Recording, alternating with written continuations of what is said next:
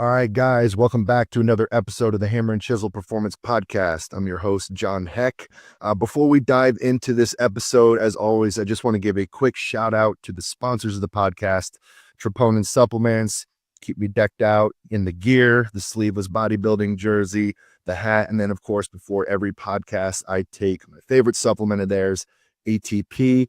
Got a high dose of caffeine, 300 milligrams, but then a powerful nootropic ingredient that gives me just a good surge in focus, mood, memory enhancement, just all those qualities that I need before diving into an in-depth conversation with the guest that I have on. So anyway, guys, use code HECK, my last name, HECK, at checkout for a discount. And without further ado, let's jump into this episode. All right, so today we're going to be venturing a little bit outside of my wheelhouse here, a little bit outside of my comfort zone, going into the distance running world. The guy I have on, he is a former NFL sports scientist, and he has moved over to the private sector where he is now a coach to runners, to hybrid athletes, and just a great source of information in that world. So Jonah Rosner, welcome to the podcast, man. Hey, thanks so much for having me. It's awesome to be here.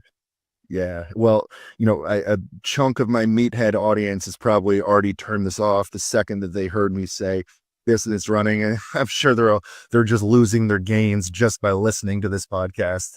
Yeah, no, exactly. Don't worry, I've done a lot more lifting in my day than running. The running's been more recent, but hopefully I can keep some of them back.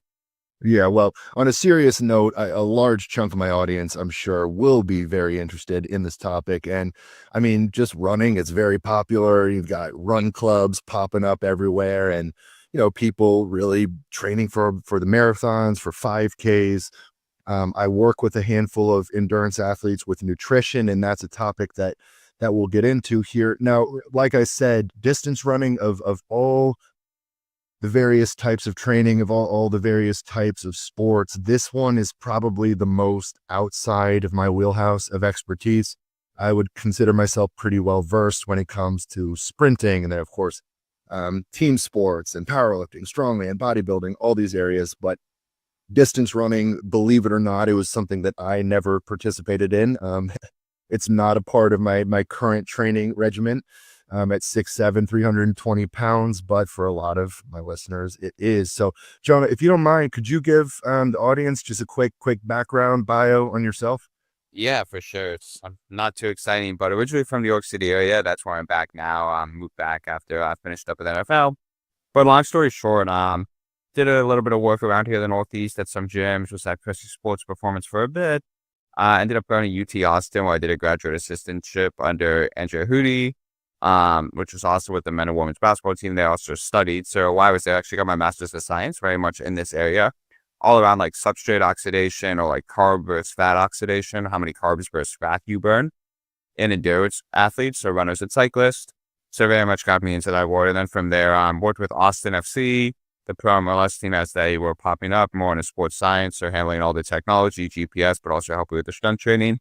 And then, went to the Texans, similar to you after, where sports scientists there, where, again, pretty similar, handling all the technology, reporting, turning that into potentially practical insights for how we implement some of like the findings in the weight room and monitoring the players to keep them healthy and performing well.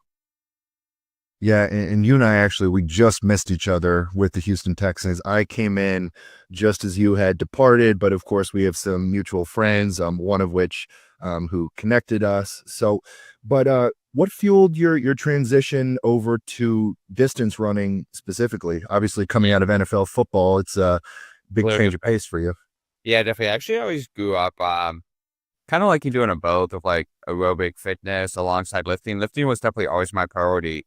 And then when I got to graduate school, because I went to be a GA, and when you're a GA, it's kind of like you don't really get a ton of choice, and you kind of just go where you get the opportunity. So I got an opportunity at UT Austin, which is a big program. I'm just going to go. And the school studies metabolism. That's just what they studied, specifically endurance athletes. So I remember walking in thinking like, this is a joke. I'm going to hate this. And I ended up not realizing it, but studying under Dr. Ed Coyle, who happens to be like a legend in exercise physiology, specifically with endurance athletes. So he kind of really got me into just distance running. Like metabolism was never really something I was too interested in, but I'd always been interested in like body composition and nutrition. So that as I learned more about metabolism, all the different nutrition studies they were doing. I found it really fascinating. So I started picking up running a little bit. Texas is a better place to run in the winter than New York, where I was from. And yeah, dealing with the stress, I think, of working in team sports, it was kind of like a nice outlet for me. So started running more and more, got very into it, got into the science behind it. And then, yeah, after when I left NFL, moved to New York, like run clubs and all that was a great way to meet people and community. And I think it really just allowed me to apply a lot of like the science that I've learned in graduate schools to a different type of athlete now. So I think a graduate degree really was what got me into it. Got it. And then have you yourself, participated in run some marathons and done some of those distance racing yourself? Yeah. What's your best time? So I just finished my best marathon. This wasn't my best time. My best time before this was 2:50. So I guess 6:30 pace, which was pretty good. But yes, I think I've done 5 now. I don't know. I'll probably do another one because it's so good for the business. But Yeah. I'm wondering. I like lifting a lot more than running in regards from a time commitment and fatigue standpoint. Yeah, no, you gotta walk the walk, you gotta look the Right. part, and my love is strongman and powerlifting, but with being so much of a nutrition coach, I've got to diet, I've got to go through diet phases, I've got to have the abs, I've got to, I've got to show people I can actually do this. I don't want to. A fear of mine is like because I got when we were in the NFL, they have the DEXA, so I was DEXing. I so pretty often I was able to gain a good amount of muscle. It's probably been like a year since a DEXA and a year of high volumes of running and not optimizing for lifting. So I have a fear to get back on the DEXA. It's like ignorance is bliss. I don't want to know how much muscle I've lost. Yeah, well, would you say that, I mean, carrying less muscle has benefited your distance running?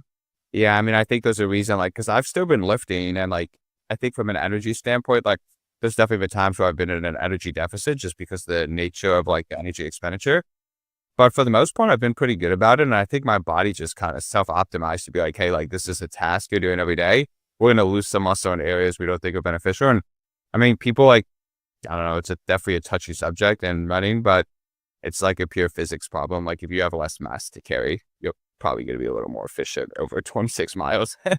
Yeah, no doubt. And muscle tissue is metabolically very expensive. But I mean, like you said, the human organism is an incredibly adaptive machine. So it's interesting what it just does, right? As you put a stressor on it over and over and over again, just the adaptations you just start to make. Um, but anyway, as we get into this talk, you and I have talked off the air here a little bit. I'd like to go into training for distance runners, right? And when I say training, I'm talking about outside of actually Yep. distance running itself, more weight room application. Talking into, well, you know what? Let's start here. Let's say someone wants to get into distance running. I've got a lot of family members who are interested in doing that, for example.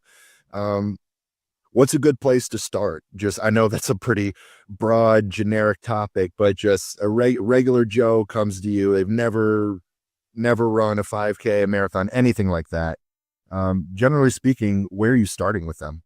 Yeah, it's a good question. It's probably extremely similar to if someone came to you and wanted to get on some type of powerlifting program or a bodybuilding program, hypertrophy, and they said, where do I start? And the answer is you start very slow and you progress slowly over time because we know going from 0 to 100 is a recipe for disaster in most of these sports. So if I can make it practical, when someone first comes to me, what we first start doing is we go out for typically very slow, easy, shorter runs. So for example, someone comes to me and say, okay, you haven't run before. Tomorrow you're going to go out for a 20 to 30-minute run. And we're going to try to keep it between a 5 or 7 out of 10. It's naturally going to feel kind of hard because they haven't done that stimulus before. Well, we want to keep it to a point where like you feel like your heart rate is shooting through the roof. You can talk for the most part. And the reason is we want to keep it easy because when we run at super fast speeds, similar to sprinting, or just the faster speed you go, the potential for injury and the muscle damage or how tired you're going to be after is going to be larger. So when someone's new to a sport, we just start you off steady. And I go a lot of often with those individuals for like a run walk approach. So you come to me, it's like, okay, we're going to run for 2 minutes. You're going to walk for a minute. We're going to do 30 minutes. And we never run back-to-back days when we're first getting started. Mm. So for the first few weeks, and maybe, okay, we're going to run on Monday, 20 to 30 minutes. We'll walk and run if we need to for those 30 minutes. And then we'll slowly build up over time. Tuesday will be off. Wednesday we'll repeat, and we'll probably repeat that for 2 weeks. And then what I like to do is slowly add in time for each run. So now the run's going to be 30 minutes versus 20 minutes before, and then walking for that next week. And then we'll try to get to a point once it's all just running. And then once we get to a point where it's all just running, then potentially what we are going to try to do over time is add some more volume, potentially run back-to-back days. And then for me, the last thing that does come after we build up that month tolerance is the speed, because the speed just comes with so much more of a risk and also damage. And when we do the speed, we always make sure easy day or off day speed, easy day, off day, easy day. So we have time to recover between the speed stimulus, because that's going to create the most fatigue. But the main thing is slow, probably similar to, like, if someone comes to you, I would imagine it would be similar when they're first getting going, just slow progression of training load. Yeah, for sure. And kind of during this adaptation phase, as you're onboarding someone into running, are you incorporating weight room work as tissue preparation, or is it strictly running initially? Yeah, when we first start that first week, it's often is running, and then slowly we will get to the weight room pretty quickly. And I think that is something that differentiates me from other coaches because of that background in the NFL. And I think of it exactly as you alluded to. Often the limiting factor for these individuals is actually at the musculoskeletal level, just not being able to handle the demands, the forces from running. And so we think about probably one of the best stimulus to prep your tissues for forces or demands. It's those high intensity adaptations we could get in the weight room. So I typically have them start lifting in the second or third week. 1 to 2 times per week, probably twice per week maximum is all they need. We keep it short, but we just start to incorporate things like heavier lifting, some plyometrics, things like those lines. And we make sure that we target key tissues that are going to be stressed during running. So like the calf, the foot, quads, hamstrings, glutes, all those key muscles that you use during running to build up the tolerance. So then running is kind of a smaller stimulus for you. So your muscles and joints and everything kind of bounce back faster. Right. And are you separating so is it lifting one day, running the other day, or are you doing lifting morning, running PM, combined sessions? Yeah, I think it really depends on the athlete and their goals. If someone's new, I'll try not to do it all on the same day, just so the standpoint, because that's a big stimulus on the day. And there's a few rules of thumb. When you're new to running, we'll try not to do it on the same day, but we'll also try not to lift right before a longer or harder run. So if we're starting to do speed work on Tuesdays, because we're at that point with you, I'm not going to lift Monday night, because that Monday lifting will create more eccentric stress. There will be potentially more damage. It is a little bit harder on the muscle than some very easy, slow running.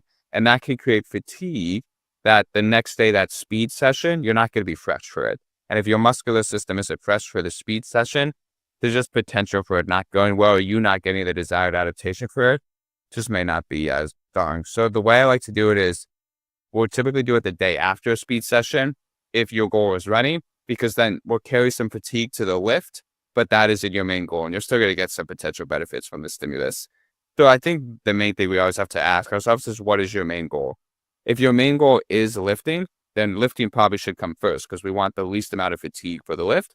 But if your main goal is running, then I will do running first. And as someone builds up this volume, this training load over time, I do like to go with a high-low model, which is very common in sprinting, and apply that to distance running. So we will actually run and lift on the same days. And the way I like to do it in an optimal situation is, let's say Tuesday and Saturdays are your key run days. So that means Tuesday is a harder fast track session. Saturday is your hard, fast, long run. We'll lift on those days, but we'll lift later in the day, 6 to 8 hours later. So that's like, okay, Tuesday was really hard. You ran in the morning, you lifted at night, and there's going to be some damage. You're going to have some fatigue. But now you have Wednesday, Thursday, Friday for the body to totally recover from just easy running and no lifting before your next hard day on Saturday. So hard day is hard, easy day is easy. Kind of take all the muscle stress, the high muscular demanding days, like the hard runs and the lifts, and put them all on one day as a system as we gain fitness. I like to implement. Got it. No, all that makes great sense. And, before we go a little bit deeper into some of the training and touch on nutrition as well, just staying on the kind of the beginner track here. What about footwear? When people are getting into distance running, how important is their selection of footwear? Yeah, I think it's a great question. And it goes back to that original idea of like never doing something too quickly, too fast, or training load. So the thing I like to say is actually when we look at the literature, people tend to self-select the shoe that feels the best, that is actually tends to improve their running performance the most when they're getting going. So if a shoe feels good, my recommendation is go to the shoe store, do a little jogging in different shoes, and whatever feels the best, go with that one. And we probably do, when you are first getting started running, go with one of those shoes with a good amount of cushioning, because we do know that is going to reduce the amount of impact forces on your legs. And your legs will still get impact forces because of the demands of running, but we want to reduce it just so your tissues can slowly be exposed to that. But then when we are looking for different pairs of shoes, it's that same idea. I don't want to go from a super cushioned shoe to a very non-cushioned shoe very quickly. So if you do want to try out different shoes, it's just important that we transition slowly. So when I get a new pair of shoes that's a little different from the one I'm wearing now, I may just do the next day 1 mile in it, and then slowly over time build up the amount of time I'm wearing that shoe for each run. So 1 mile, so let's say 10 minutes of that shoe for a run, then 15 minutes, then 20 minutes the next week. Slowly build it up over the time so your tissues can adapt to that new shoe. And then as we progress, even in beginners, there is some good evidence that rotating different running shoes, different days can offer some benefit. And that's because different shoes are going to affect the way your body runs slightly differently. And that slight change of biomechanics can potentially change the way you load different tissues. So then tissues are exposed to different stress, so we're never overloading one tissue in the same way. And we build robust, strong tissues in all the different areas. So there is some literature to suggest rotating between different types of running shoes is beneficial.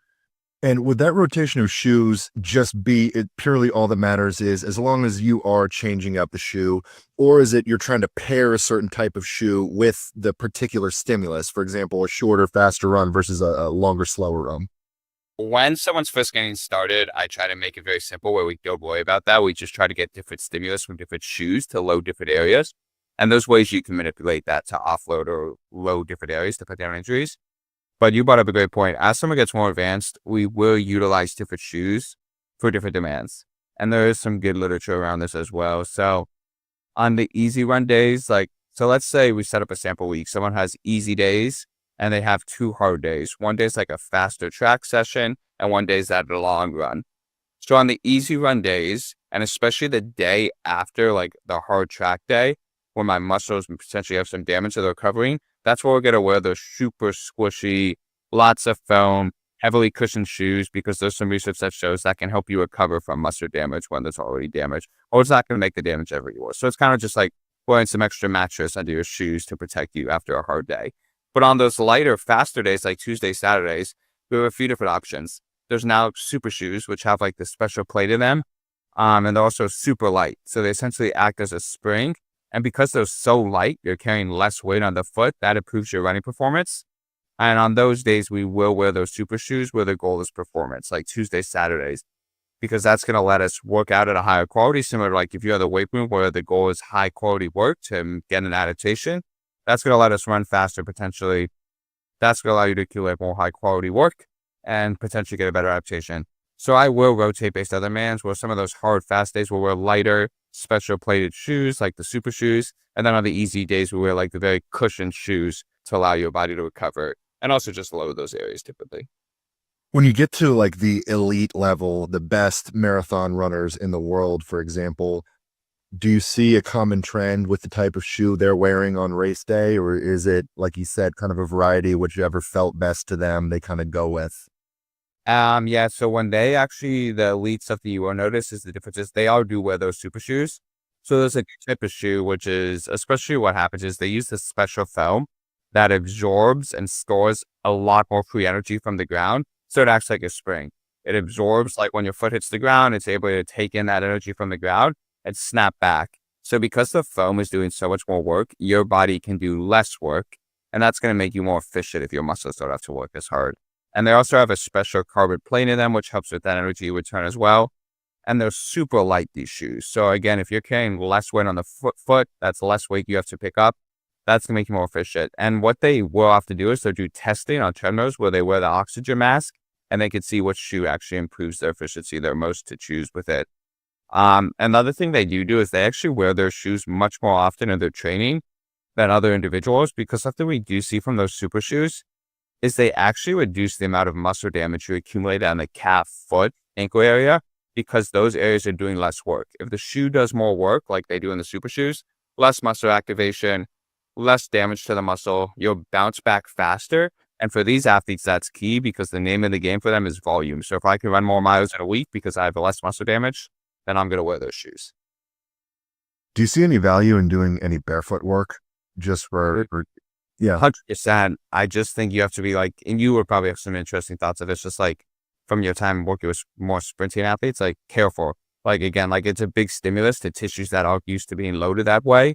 And I think it's a really potent stimulus to strengthen those tissues. I think there's some good research actually about like barefoot shoes and barefoot walking and increasing this good stuff of like the foot ankle area and those muscle tendon joints. So I think there's a ton of value. I just would be careful, like again, like slowly build up to it. Yeah, I mean, when I'm recommending like a barefoot shoe to someone, or just some sort of a barefoot stimulus in general, I'll usually just say, let's spend a few days just walking barefoot, and then maybe let's introduce some barefoot work just while we're lifting, things like that before we consider getting into, any higher forces with barefoot stuff. Implemented it with your athletes. Have you anecdotally noticed benefits from them subjectively telling you? Subjectively, yeah. I personally, and with people I work with, just spending more time barefoot. They seem to make legitimate adaptations to where they become a lot more comfortable barefoot. The foot ankle seems to become more resilient. So I've seen a ton of value in it. Me too. And the way I've always thought about it, like it makes a lot of sense because you're essentially exposing tissues. Like if all of a sudden you go from bench pressing 25 pounds, just for a crude example, to 100 pounds, like your tissues are going to adapt because that's a much larger stimulus. If you expose the foot to more forces because there's less cushioning and all that other stuff, it probably will adapt. Right. All right. Well, moving away from the footwear topic and getting a little bit more into training, here's a question that I think pops up a lot, and there may be some misconceptions around. I'm curious to get your thoughts on. Are strength training and distance running, are they incompatible? Are they wasting their time if they're trying to chase both of these traits? Should you focus on one or the other, or can you get stronger while also improving your marathon time, your 5K time? Yeah. And I'm curious to get your thoughts on this too. Number one, I'm definitely biased because that's someone who worked as a strength coach historically. But I think we have plenty of research, and I think I've seen it in my own training and work with a lot of athletes now, distance runners. I think strength training is a huge potential stimulus to improve performance in distance running. But I think there are some key variables to think about in regards to the type of strength training you're doing, how you schedule it, and how much of it you do. But I think that overall it does tend to improve running performance for most people who partake in it. I think the one area I have seen when people do get in trouble is where they say, I want to get as big and strong as possible, optimize hypertrophy while also trying to train for a marathon. And I don't know how much I believe in interference effect from a molecular standpoint, like AMK blocking mTOR, all that stuff. But I think what does happen is you accumulate so much fatigue that all of your sessions, then like your runs start being crappy, your lifts are crappy. And like from hypertrophy strength adaptations, if you have low quality lifts, you're just not going to move the bar because that's not going to get bigger, stronger because of the fatigue. So I think a lot of people get in trouble where they really try to say, I think you could do both really well. I don't think you can optimize both is what I'll say.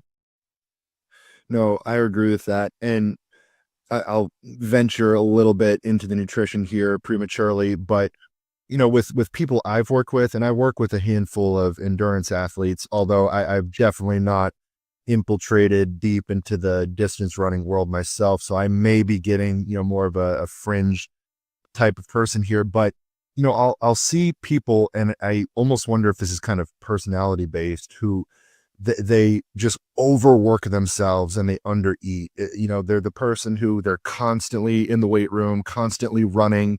They feel like they have to be doing more and more and more. And then their calorie intake is just like rock bottom, and their metabolism is just super down regulated. And I get these people, I'm like, we've got to back off here. We've got to build up your metabolism and get you more, processing more and more and more food if we're going to do this kind of this kind of training workload. So that's something that I've seen with a bunch of people I've worked with. Yeah. I mean, I'll touch on my experience with that other nutrition side quickly, and then we can talk about some of the practical strength training. But I agree, like when you're accumulating that much volume, there's a few things that are going to happen. Number one, like kind of like we touched upon earlier, a key driver of strength in both hypertrophy, in my experience, is progressive overload. And it's really hard to progressive overload when you're fatigued all the time. You just can't recover from the lifting and the running. And number two is, as you alluded to, we know something that does happen. So if you're running so much in a day and you're also lifting and your energy output is so high, it's tough to match that with the energy input or the calories. And when you're in that prolonged state where you're burning more than you're actually consuming, like, you know this more than I, like muscle protein synthesis and that muscle building signal is actually downregulated because the body prioritizes some of these other systems. Because guess what, like in the older days, when you didn't have food, building muscle probably wasn't the priority. Keeping like your key organs on was the priority. So those muscle building signals reduced.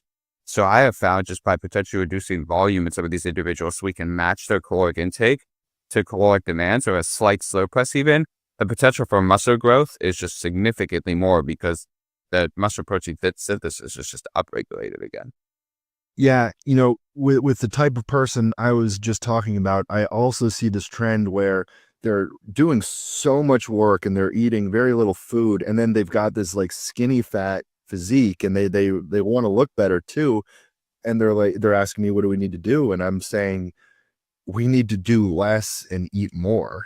And it sounds counterintuitive for these people. They're like, I feel like I'm fluffy, I'm fat, I'm doing so much running, so much lifting, my calories are low. And it's like, that's the problem. Your metabolism is so downregulated at this point. You're not getting quality work in training because you're so fatigued from everything.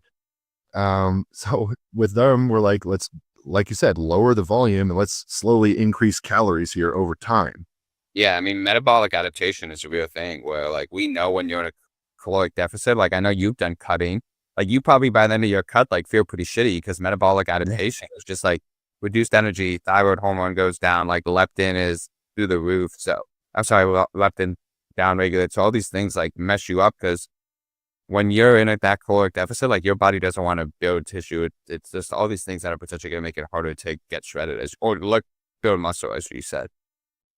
Yeah. And then now in my world, working with, some of the bodybuilders and the power lifters, there is the fun little addition of the performance enhancing drugs that really helps maintain all the tissue and keep the metabolism high as the food gets lower. What I will say is like, I think there is a misconception where people like distance runners or the volume, they're like, oh, they can outwork a bad diet. And it's like, yeah, but they're running like 150 miles a week. Like for most, I would say 95% of people, if you want to optimize body composition, nutrition is significantly, like you need the weightlifting stimulus to build muscle, but you're not going to lose, like the way to lose weight is through nutrition manipulation as well. 100%, 100%.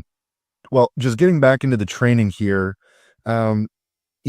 what does training in the weight room ideally look like for you when you're working with more advanced runners? And that can include plyometrics, isometrics. We touched on the value of just tissue loading and exposing the tissue to forces in the weight room that will help them out when it comes to running. But from more of a performance standpoint, what are some of the strategies you're deploying with training? Great question. I think when we look at the weight room for runners, there's a few good things that research have touched upon now that we know we can optimize it. Number one is we probably don't need more than 2 sessions per week to really max 2 or 3, but probably 2 to maximize the amount of gains that runner is going to get if their goal is just solely to improve running performance and they don't care about hypertrophy. So 2 sessions per week is enough frequency, mostly focused on the lower body. We know potentially some core, but it really seems like lower body has the highest return on investment for runners.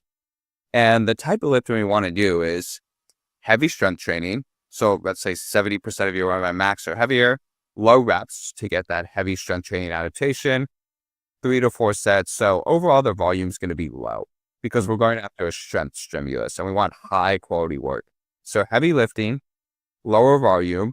We also know that potentially power training can help improve your running efficiency. So maybe moderate loads, lift as explosively, but again, going after quality, so reduced volume. So 2 to 4 sets, whatever per exercise, maybe in that 3 to 6 rep range. Never really going too much higher than that unless someone's first coming to me at the gym and we just want to not load them too heavy and go over motor patterning, and then plyometrics as well. And so we can go over each of those. What heavy strength training does, heavy slow strength training, it improves this, obviously a lot of factors, but like some of the main things that happen are, it's number one, it improves the way your brain coordinates those muscles, right? Your brain can activate a larger amount of the muscle, and then it also tends to improve the coordination, so your brain is more efficient in the way it activates that muscle. And we've seen that translate over to running performance, where if I have a stronger overall muscle that my brain can activate a large amount of the muscle from the heavy strength training adaptation, when I'm running at that submaximal pace, it just becomes so submaximal relative to my maximal force output, where I can activate less muscle fiber to complete the same pace or the same task because every muscle fiber is stronger. So if you activate less muscle fibers, you actually consume less ATP at the muscle level because a smaller amount of the muscle is activated. So less ATP means you're a more efficient runner. So from a metabolic standpoint, you're more efficient. Pretty similar with power, where we're going to improve the overall coordination. The power outputs, so everything is more submaximal. We tend to see better coordination patterns in runners or more efficient coordination patterns where they activate less muscle in a more efficient way so they consume less energy. Another key benefit we see from heavy strength training that's slow, or the heavy slow isometrics where we're working really heavy and we'll have some time under tension at the tendon level, is we increase tendon stiffness. And when you increase tendon stiffness, especially at the Achilles tendon, in submaximal distance running, the Achilles tends to do more work. And when the Achilles is doing more work, it allows your soleus, your gastroc, and all your calf muscles to operate more at a length or that optimal length tension relationship and at a velocity. So essentially, to make that easier to understand, is we increase the stiffness of your Achilles through heavy, slow strength training. Mm-hmm. That allows the Achilles to do more work. The calf muscle will do less work because now the Achilles is taking up some of the work. The calf muscle can be more efficient, and the calf muscle is going to consume less energy. And muscles are much more energetically demanding than tendons. You want more tendons to do work in distance running than the calf. So same principle. We've seen like 4% improvements in running efficiency because the calf is working less after a heavy strength training intervention or a heavy isometric intervention. And the last thing we want to do is just plyometrics to improve that stretch shortening cycle. Same principle. We improve the spring at the foot and ankle area and the coordination from a muscle tendon standpoint.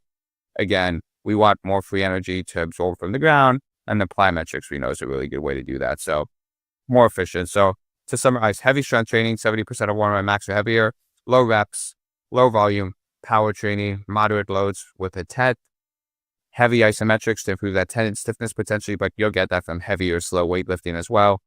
And then also some of the plyometrics to improve that spring in your foot and ankle, that stretch shortening cycle. Got it. I got a few questions based on that. Number one, what are some of the specific exercises you're using to really provide a heavy loading stimulus for the calf and the Achilles?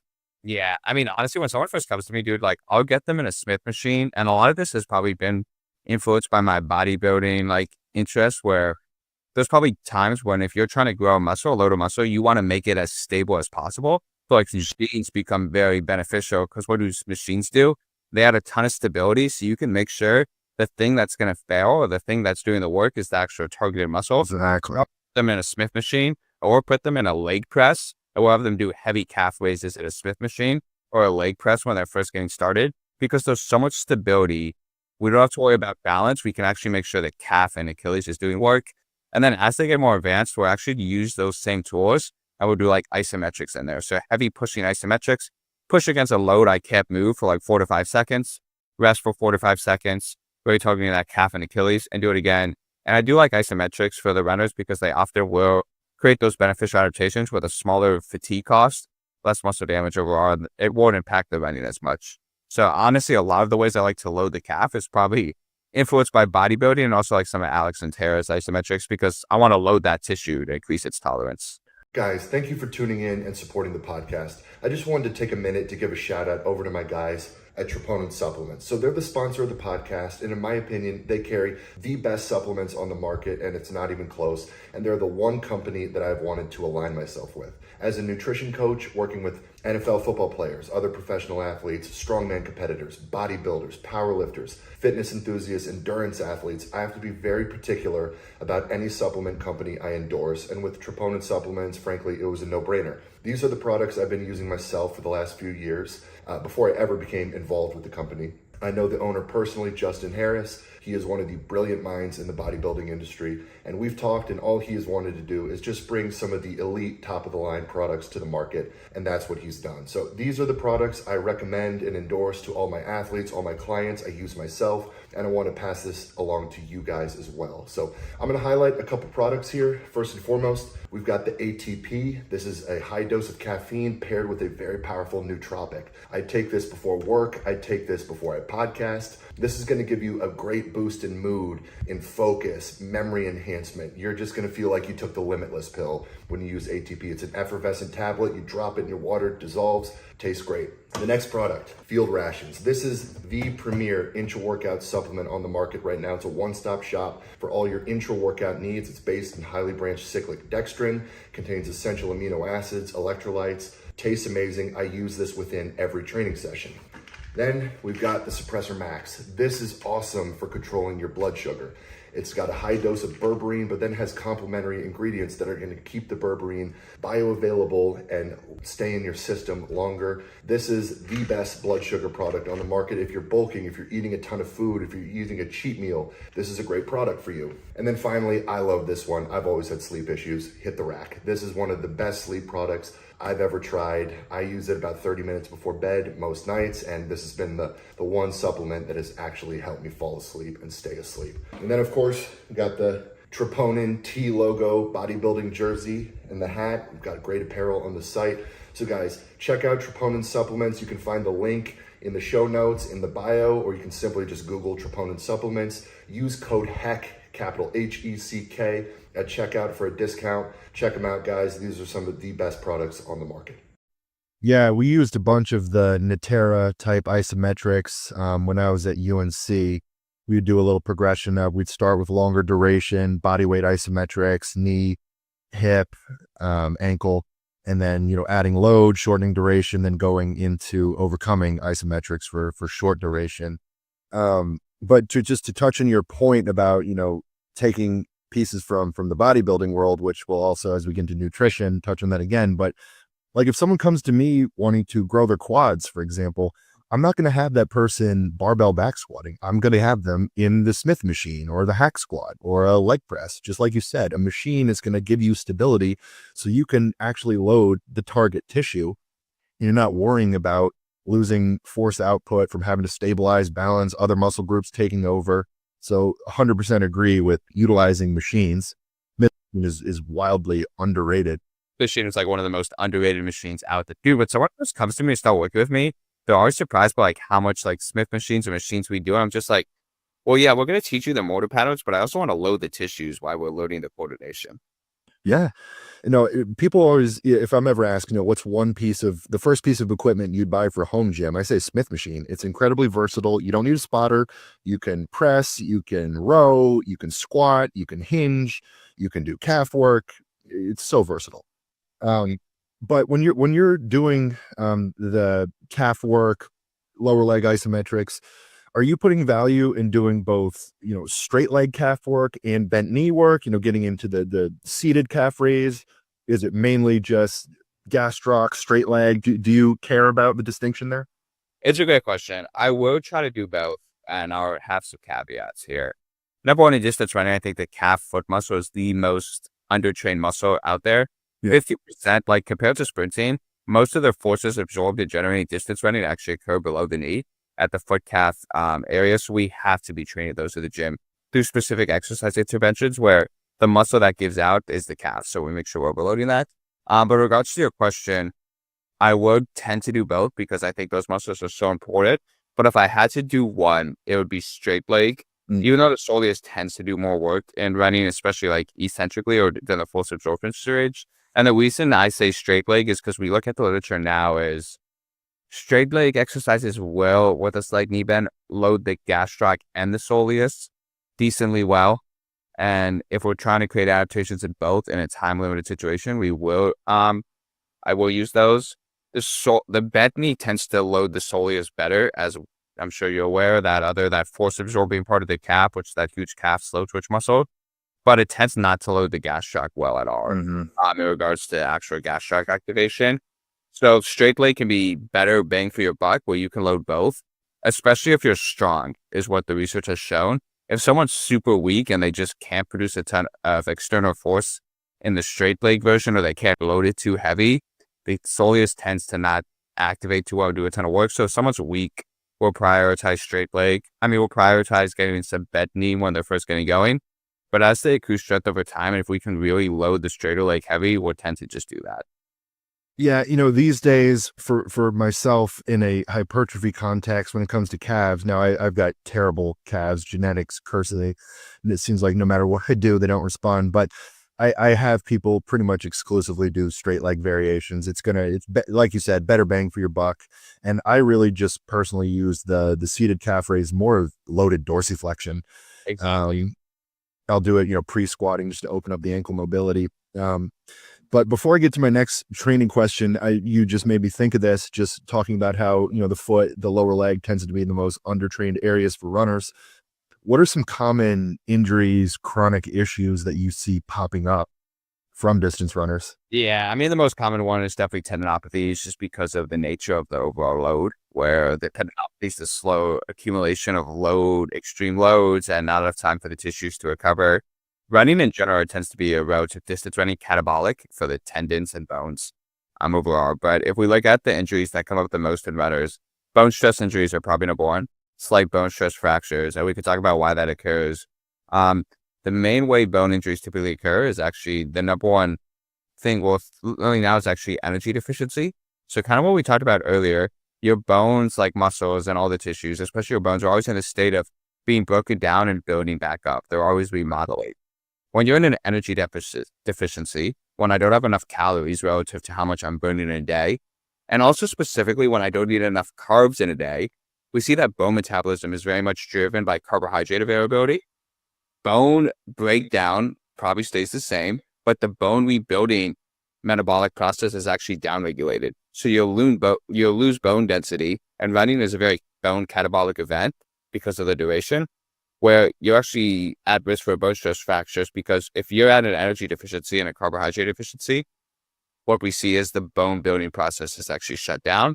And also, when we rapidly increase training loads, that's more stress on the bones, especially from the volume standpoint. So that's a big risk factor.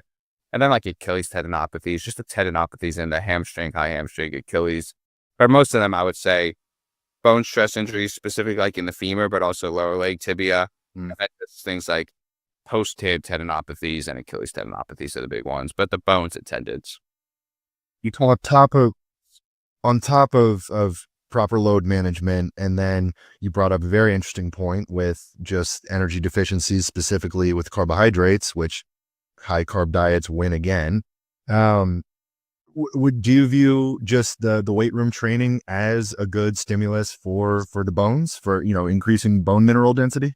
Yeah, I think you think of what bones do respond well to. They don't respond well to very prolonged loading cycles, so larger volumes at low intensities, so distance running.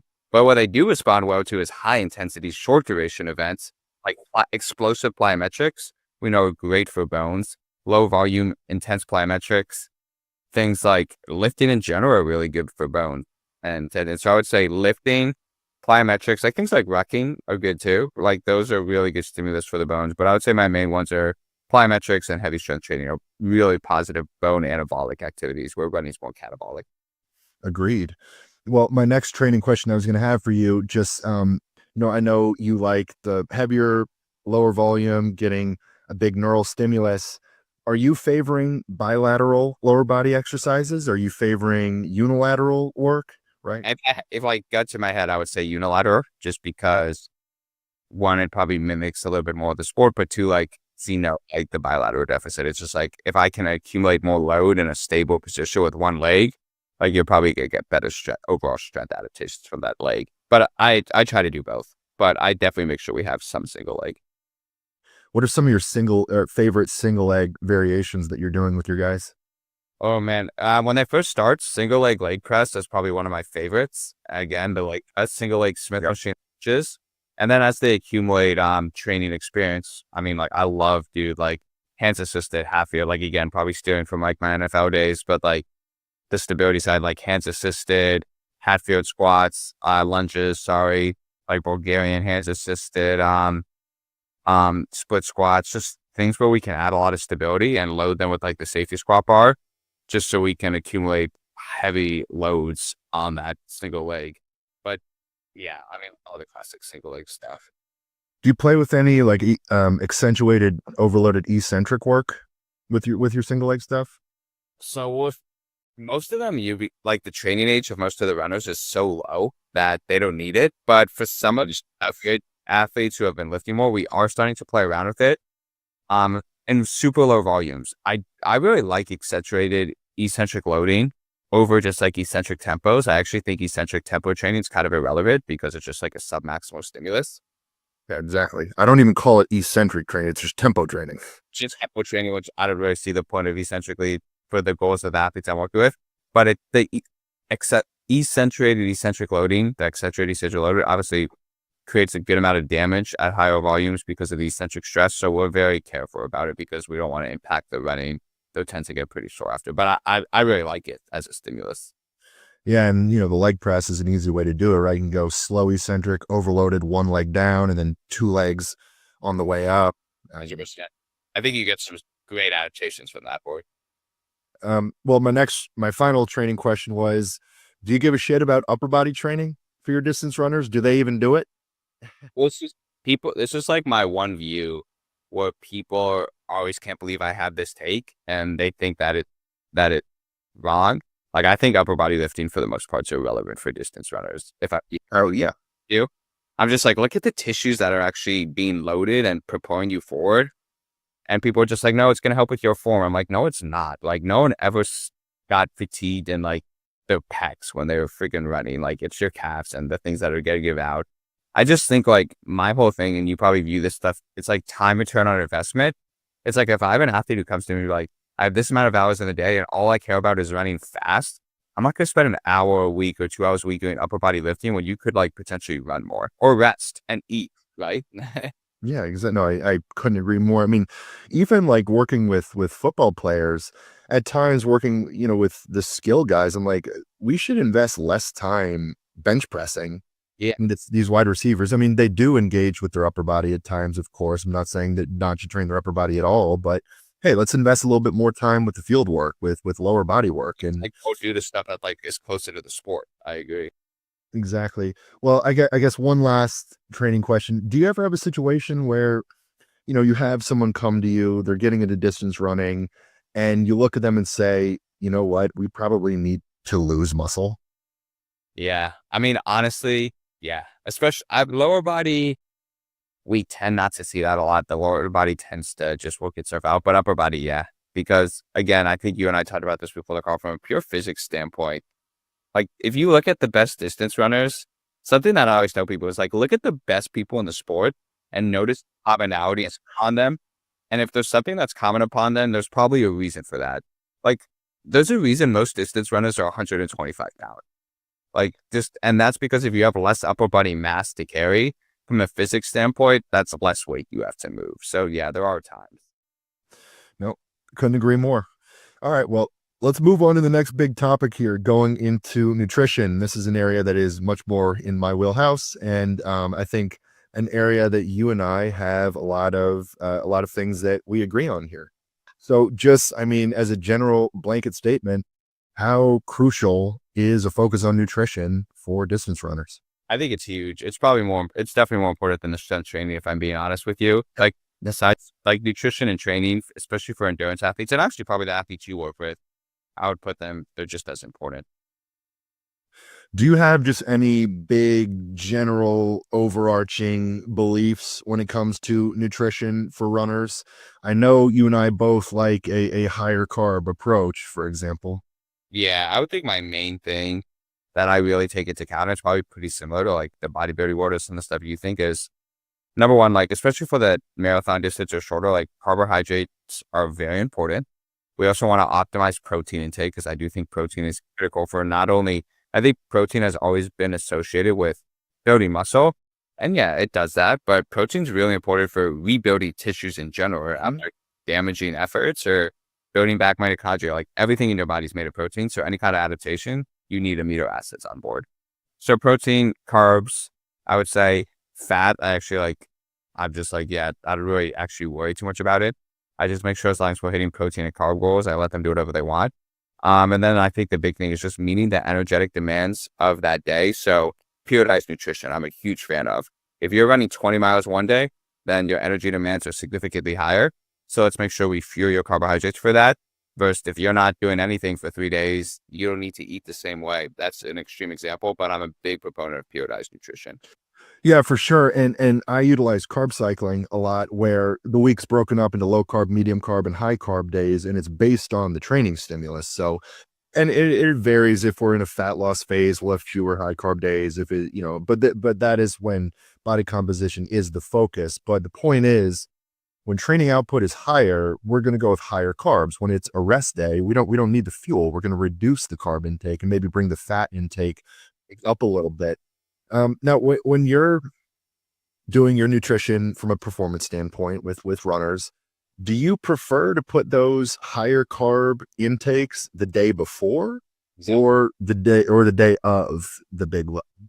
It really depends on when the run occurs on that day, but I do like to do it the day before. And the key thing we want to think about with distance running, especially for longer runs or higher intensity runs that are longer, is glycogen storage in the muscle. Mm-hmm. We know during those runs, your main source of energy is actually the stored carbohydrate in the muscle, which is glycogen. And those stores tend to potentially run low during the runs, or they get low to a point where it potentially will affect performance during runs that are like 90 minutes or longer, or any kind of intensity. So anytime we have like a long run on Saturday or a track session, the day before is actually the day probably when we up the carbohydrates a little bit more from a nutrition periodization standpoint. And that's because to get the actual carbohydrate into the muscle and into the liver, it takes some time, right? Like it's not that happens immediately. Like typically 24 hours, we say 48 hours before restock. So I typically up the carbs the day before a hard session, specifically lunch, breakfast, like dinner, just throughout the day. We might not have a huge meal the night before if they're going to be running early in the morning. And then also the morning before the run, we will increase carb intake as well. But actually what we'll try to do is we're also trying to make sure to get fructose in that meal. So obviously there's different types of carbohydrates you can eat. And they, at the end of the day, a lot of them are broken down similarly, but they can behave a little differently once they're in your body. So if we think about like glucose, which we think about like white rice, bagels, things like that. And then you think about fructose, which is like honey has fructose in it. Fruits have more fructose in it. Jelly, and fructose has gotten a bad rap historically because of high fructose corn syrup. But what fructose does do is it is shuttled to your liver first. And so it replenishes your liver glycogen. And your liver is a very important organ from a carbohydrate metabolism standpoint. It regulates your blood sugar. Your liver is what sends glucose out into your blood to manage your blood sugar, which for distance runners is key because that's an extra source of carbohydrates and helps maintain brain performance because your brain runs on that, and it helps maintain muscle performance. And so what we can do is the day before the key run, muscle glycogen can be topped off, or we can make sure your muscles are filled with carbs just by eating more carbs. We know typically has that effect. But overnight, your liver will use its own glycogen stores, which it has, because your liver is what provides glucose or carbs to your brain, your heart, like all those other organs which need carbs to operate. And that gets used overnight. And so the morning before that run, we'll make sure we'll get some fructose and glucose in to replenish also glycogen, but also the liver glycogen, which gets used overnight. And then the last thing we do is right after that run, if I had a hard run, we will uptick the carbohydrates in the meal right after that run, because we want to start that glycogen resynthesis process as soon as possible. But then let's say the next day is the rest day, then the rest of the meals after that, and that rest day is when the carbohydrate will be lower. So I think my strategy is slightly different just based on the demands, where we don't have like high or low carb days. It's like we may have like a high carb 36 hours and then low carb 36 hours because the day before the hard run and like the meal after the hard run. Right. No, I couldn't agree more. I've always been a big fan of getting fructose pre and post session. So I'll have my guys do white rice with fruit before, rice and banana, rice and pineapple. I mean, something else. The fructose, dude, like my hunger levels throughout the day are significantly better. I've talked to some research about this too now, where it's like your liver may have some signaling process. Like if the liver is struggling for glucose, like it may force you to eat or carbohydrates. Sorry. Yeah. What about intra run nutrition? Do you have views on that? Yeah, I mean, I think it's huge. And there's a few situations when I really prioritize intra-run nutrition. Similar thing, the longer runs that are more than 90 minutes where we potentially will be utilizing a lot of muscle glycogen, or higher intensity runs that are like longer than 60 minutes as well. And again, it's the same principles. You have glycogen in your muscle and during high volume. So the thing that determines how much glycogen you use is how long you're running, the volume, and the intensity. So for a longer run or a higher intensity run, I'm going to use more glycogen and I'm going to use it more quickly. And at some point we know that it affects performance because when your body senses, oh, I'm running out of glycogen, it starts to preserve some of those carbohydrates for your brain, those other key organs. And it kind of says, we're going to slow down this run because I have to maintain the function of the key organs that really need the carbohydrates. And so by taking in carbohydrates during those longer, harder runs, we see from all the research it improves performance. So during any run, typically that's longer than 60 or 90 minutes at intensity, I always have my athletes take in carbohydrates in the run to make sure that performance is sustained.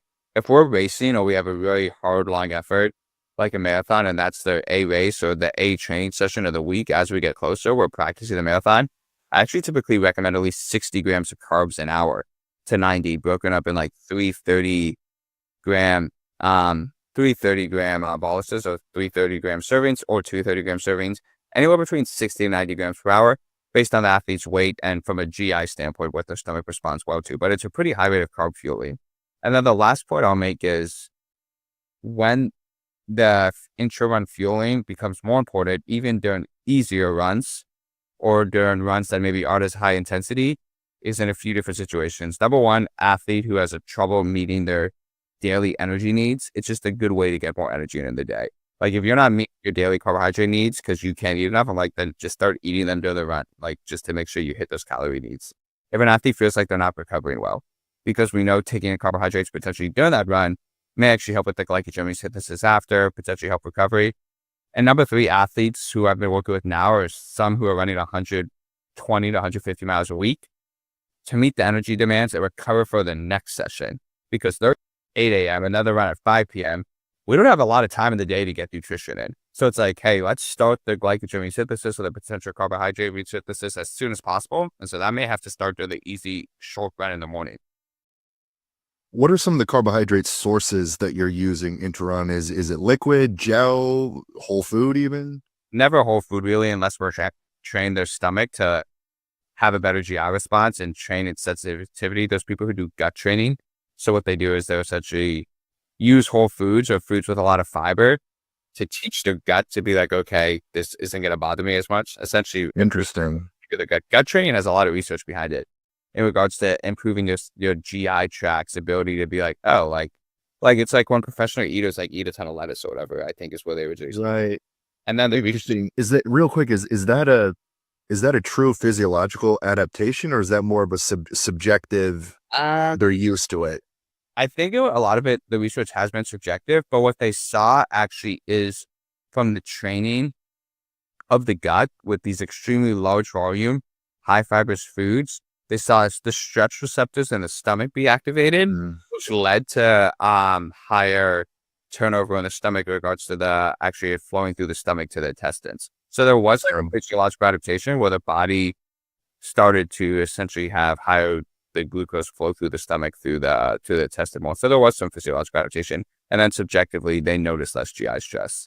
Sure.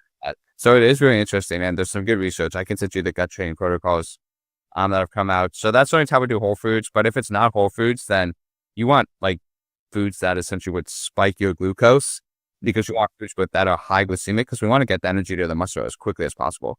So just like the pure form of carbohydrates in a liquid or liquid or gel form, so glucose, fructose, or maltodextrin, which is essentially just glucose. You know, a carb source I've really liked intra-training is coconut water, because it's fluids, it's carbohydrates, and potassium. Yeah. And it's the same with the fructose too, is good. Yeah. It's good for transporters in the stomach, so you potentially take on more carbs per hour. Well, speaking of potassium, how much stock are you putting into the electrolyte intake for these athletes? It's tough, man. I found, and from my understanding of the literature, it's so much more individualized than carbohydrate fueling rates. because everyone has different sweat rates. They have different sodium concentration weights and sweat. We put a lot of emphasis on it, and I do think it's going to help, especially if someone's deficient.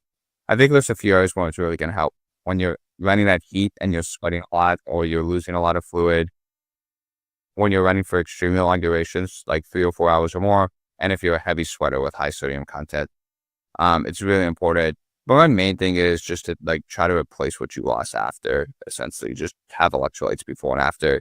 And we actually, unless you're at extreme heat or you're extremely heavy sweater, I don't know how much they actually benefit performance. Yeah, I've always, another area just with electrolyte intake I've been interested in recently is just the role that it plays with storing glycogen. Oh yeah, just increasing sodium and potassium intake, at a 1-to-1 ratio in conjunction with the carbohydrates. Potassium is it plays a big role in regulating blood glucose and just a number of other variables. But that's interesting. Let me ask you this: carb loading for a race. I know you are in favor of shorter duration, big carb loads consolidated into a shorter period. and How far out are you carb loading for, okay, it's game day, big time, a race? 36, 48 hours. I don't do more than 48 hours because especially most of the runners I'm working with now, they're running lead up to the race. Like they're tapering, so their volume's less, but they're still burning through glycogen during those runs. And we also just see from literature now, the goal of carb loading, right, is to super compensate your carb load stores. So essentially we know we can fill the muscle glycogen up more than it's typically used to, that gas take in the muscle. But like it typically happens in 48 hours. So we probably don't really need more than that. I've had guys who have done it for 4 days, and then it's like, I feel terrible on race day. And it's like, well, you've been eating 6,000 calories for the past 4 days when you're Right. 3,000. I was just going to ask that if you see people making that mistake and dragging out the carb load over the week, or, doing things like that. I think there's been a few like really interesting mistakes around carb loadings that have popped up from tradition. Doing it too long. Number one is not understanding how to adjust your other macronutrients based on that. If you're intaking 800 grams of carbs in a day, and you don't adjust your fat and your protein just a little bit, but if you don't adjust your fat, you're going to be having so many calories, you're going to feel like shit on the start line. Like you have to Exactly. Another one is like people have done this thing historically, which has always been mind blowing to me, where they're deplete. So they'll take out carbs like the week before the race, and then they'll have like just a carb load 2 days before. And yeah, there's probably potentially some evidence that could improve the glycogen, improve like the glycogen uptake. But what happens is they feel so shitty that week before the race because they're not used to low carbohydrate diets that it just blows up on them. Yeah, bodybuilders will use a strategy like that where they deplete really hard and then they load the carbs, but they don't have to perform, right? They just have to look full, glycogen full and dry and pretty on stage. Yeah. Probably similar like a bodybuilder do the day before an event, like they'll uptake the carbs, right, and cut fat. Yeah, so usually bodybuilders, their fats are pretty rock bottom by the time they're a few weeks out anyway. But people do it. People have a million different peak week, quote unquote, approaches to how they're doing it, whether it's, pulling out water, whether it's depleting, then loading carbs. Some people they call it shit loading, where they'll have like a burger and fries right before they get on stage. It's weird when you're 4% body fat and you're 250 pounds of just super physiological tissue, and there's PEDs in the mix. The body seems to do sorcery with foods. It's funny what you said. The one thing, and I'm curious to get your point, that is very influenced, like the way when a runner does want to recomp with me or potentially lose weight, and they've all been so influenced by like the keto diet, that stuff. They're always just like, oh, I want to go like low carb and high fat. I'm just like, no, we want to go extremely low fat and like moderate to high carbs. And I think if you look at like most of the really successful bodybuilders, it's like that's always been their strategy as they get close to the show. Yeah, exactly. I've always, I sing this from the rooftops, been in favor of higher carb, lower fat approaches for body composition and performance. Let's keep a baseline of good quality fats in. I mean, fats are essential. I'm not suggesting going no fat. But fats have 9 calories per gram. Carbs have 4 calories per gram. Carbs are going to be our body's preferential fuel source. They can be stored as glycogen. We can eat them in higher volumes and get less calories out of them. So I have always been a proponent of higher carb approaches. And I mean, high is relative. I mean, depending on the goal, if we're losing body fat, we're still going to be in a calorie deficit. But then strategically utilizing carb refeeds every so often, or utilizing the high carb day. And like you said, if we're doing the big carb refeed or a big high carb day, fats go even lower on that day. I'll ask you one more question because I'm super curious your opinion on this. I think your audience will enjoy it as well. I've been getting this a lot and I have my opinion on it. I know you need carbs to be a great runner. Do you think you need carbohydrates to build muscle from a pure hypertrophy physiology standpoint? Or do you think you can do that on keto? Just as effective. I would just ask why would you do it on keto, right? I mean, can you? Yeah, I mean, probably you can. I mean, if you're progressing, you have progressive overload in place in training, you're getting the adequate stimulus to the tissue. Yeah, you can, but carbs are the fuel source, and your force output objectively is going to be higher when you have full glycogen stores. And if you're able to produce more force because you're consuming carbs, you got full glycogen stores, you're going to get a better stimulus out of training.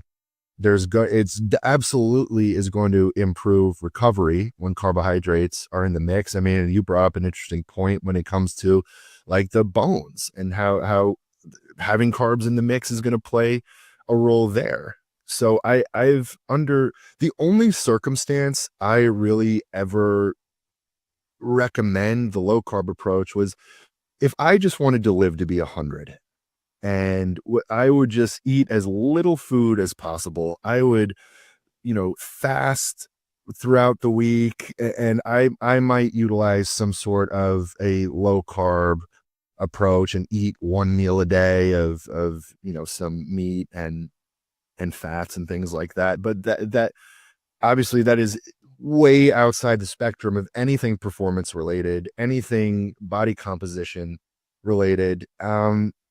There's some people who subjectively they feel better when they're low carb, right? They report less brain fog. They lower inflammation, things like that. And if someone just they're very bought into it, they feel great, and I'll always tell them, I'm like, look, I think you would have a higher potential to have a better physique and be stronger and faster and more explosive if we turned you into a carb processing machine. But if you just love a low carb approach, you just want to lose some weight and be healthy, like, okay, we can make that work. But I'm almost never a proponent of it. My main thing, it always comes back to, even if your goal is strength and hypertrophy, it's like, I think a key driver for those adaptations is training quality. Like if I have more force output, I'm putting more tension on the actual muscle fibers, or I'm lifting more weight, I'm progressively overloading. I think carbohydrates are going to be relatively important for that type of training. Yeah, no, 100%. I mean, just your energy, your force output, just the way you, like a tissue building standpoint, if it's important, I think it's important from the stimulus standpoint. yeah, exactly. And the tissue adaptations are going to come from better quality training, right? Yep. But there does seem to be there's been a narrative that, okay, one application for a keto diet or being fat adapted is with distance running, right? Like there's an argument that if there was ever a time to really apply a low carb, high fat approach, it would be for the anaerobe, the distance runner. And still I think it's the thing. Like the one time I've seen it potentially you can make an argument to me is now these races that are like 100 or 200 miles, where it's essentially like you're walking for a lot of it, or like low intensity, and potentially you could say, oh, if I'm a better fat burner, I'm going to spare more glycogen. But my thing is, and from talking to some people now, number one, the best ultra runners are now starting to fuel with like 90 or 120 grams of carbs an hour. And there's a reason behind that. Like they're taking in more carbs because like, oh, I do better. And my other thing is like, but why would you do that? Like if you can take in carbs and be more efficient, because yeah, you have more fat stores on your body for energy, but to burn a molecule of or when you use carbohydrates versus fat, it actually requires less oxygen, so it's more efficient. That's why carbs are better for high intensity exercise. If you can run those races faster and take in carbs and be carb adapted, just run it faster and finish faster, even at that higher intensity, at that long distance. Yeah. And you know, an annoying argument the anti-carb crowd always brings up is this fear mongering around insulin. And Understand insulin in a healthy individual. yeah, exactly. I mean, insulin it's a crucial hormone, especially in a hypertrophy context. But the bottom line is, you know, if you're controlling your calories, when we talk about high carb approaches, people assume that, oh, so you're going to be eating just tons of bread and sugar. And it's like, well, first of all, we're going to establish high protein intake, and that right there is going to chew up a significant portion of your calories. And then we still have to be in a calorie deficit. And just simply by being in a calorie deficit, losing body fat, insulin sensitivity will improve. I mean, look at people who have the best insulin sensitivity. It's like athletes who are probably also eating a ton of carbs. Like insulin is a natural response in your body. Like, yeah, when I eat hydrates, like, and I'm at rest, like my blood glucose is going to rise and then I'm going to release insulin and then that glucose is going to be stored. And that's how it's supposed to be. Like, that's how normal physiology works and that's healthy. You actually look at the main underlying causes of metabolic disease or like diabetes or any of these metabolic diseases. I think it's from accumulating more fat, so like obesity, potentially fat around key organs, and inactivity. It's probably not carbohydrate metabolism. It's an energy density problem. You're just consistently consuming more calories than you need, and you've accumulated fat. So it's probably actually more of a fat problem, which is really messing up your metabolism more than an actual carbohydrate problem. Absolutely. And then dietary fat, physiologically speaking, has a much higher chance of being stored as body fat compared to carbohydrates, and certainly compared to protein. The process of turning dietary protein and carbohydrates into stored fats, it's a less efficient, harder process compared to storing dietary fat as body fat. So it's way, way easier to overeat calories coming from fat sources. And I just made a Yeah, go ahead. I was going to say, I just made a post on this the other day. You know, I think a lot of times people what they think is a high carb approach is secretly actually a high fat and high carb approach. I took the example of a blueberry muffin where, you know, like a Costco blueberry muffin has about 75 grams of carbs and like 35 grams of fat. And so you're actually getting more calories from fat from the blueberry muffin. And there's just so many food sources. People don't realize how many calories they're getting from the fat. Like cookies and pizza with carbohydrates, it's like, well, no, there's actually a ton of fat and calories in that. And that's exactly, I mean, the issue is when you have the extreme, like if you ask me who I think was going to be healthy overall, someone who only ate carbs but was in energy balance, or someone who only ate fat and protein but significantly was eating 2,000 extra calories a day, I would tell you the person in energy balance with the carbs is going to be healthier. No, we couldn't agree more on this. So it's a breath of fresh air. I'm continuing to fight this fight, and I just have constant DMs and comments, just trying to shoot it down. But one more question on the nutrition topic. How, when you're working with someone, is it often that you look at them and say, we really need to address body composition, we need to get you leaner, we need to get you lighter, lose body fat? And is that a phase that you're putting guys through in an off season? For the runners I've started to work with, it just hasn't been an issue.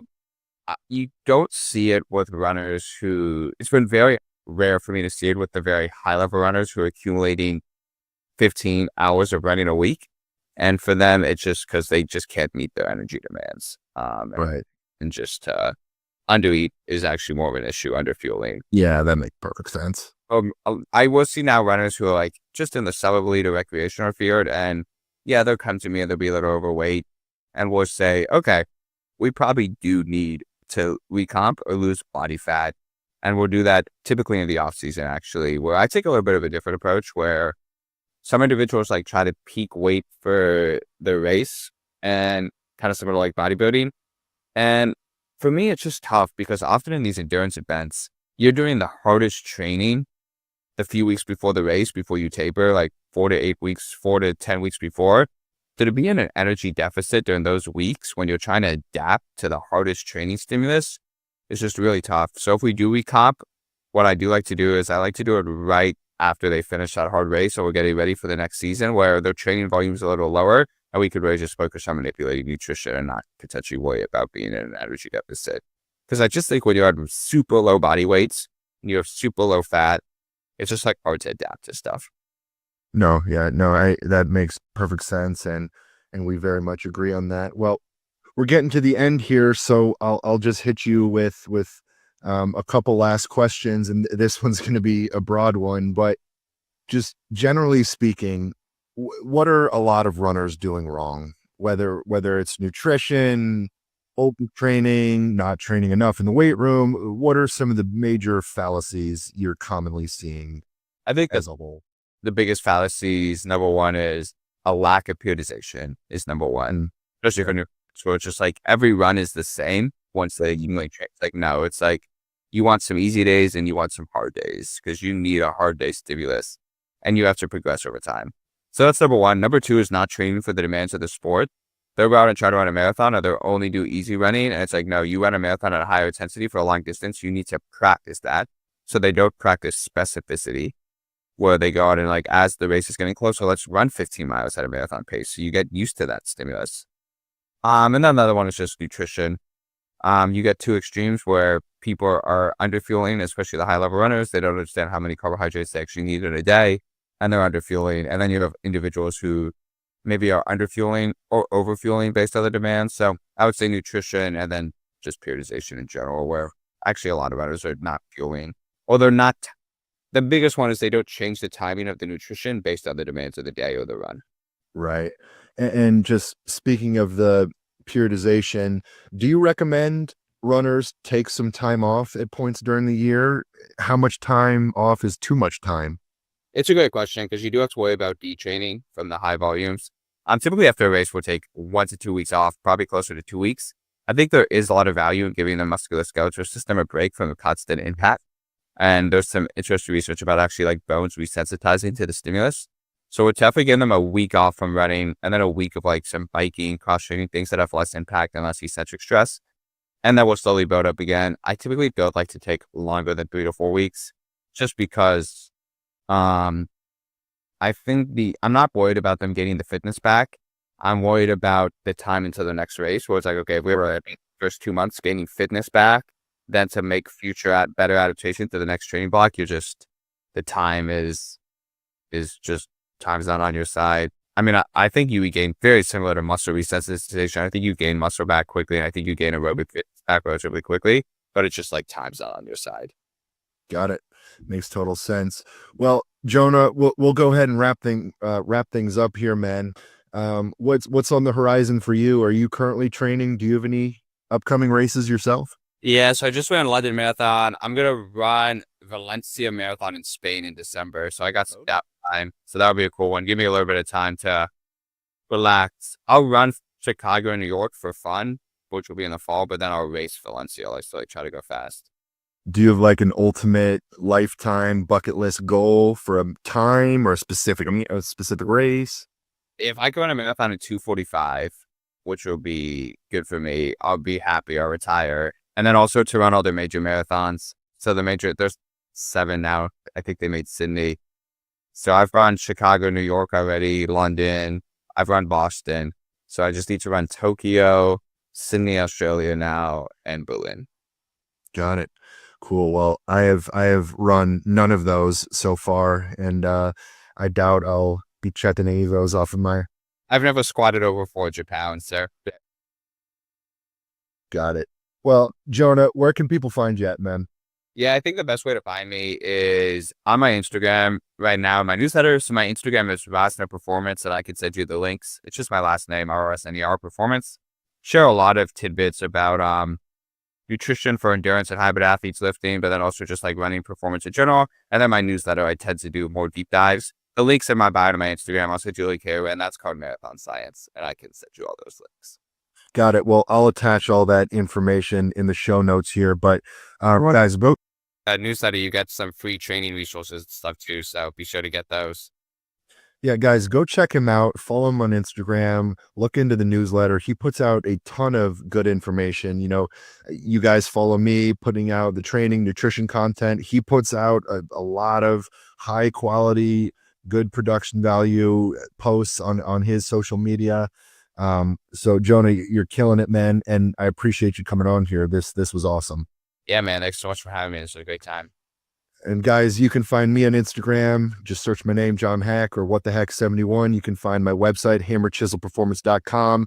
You can hit me up there for my coaching services, training, nutrition. I've got my training programs on there as well. And then, of course, episodes of this podcast dropping every Tuesday, YouTube and Spotify. Anyway, Jonah, appreciate you coming on. And guys, we will catch you later.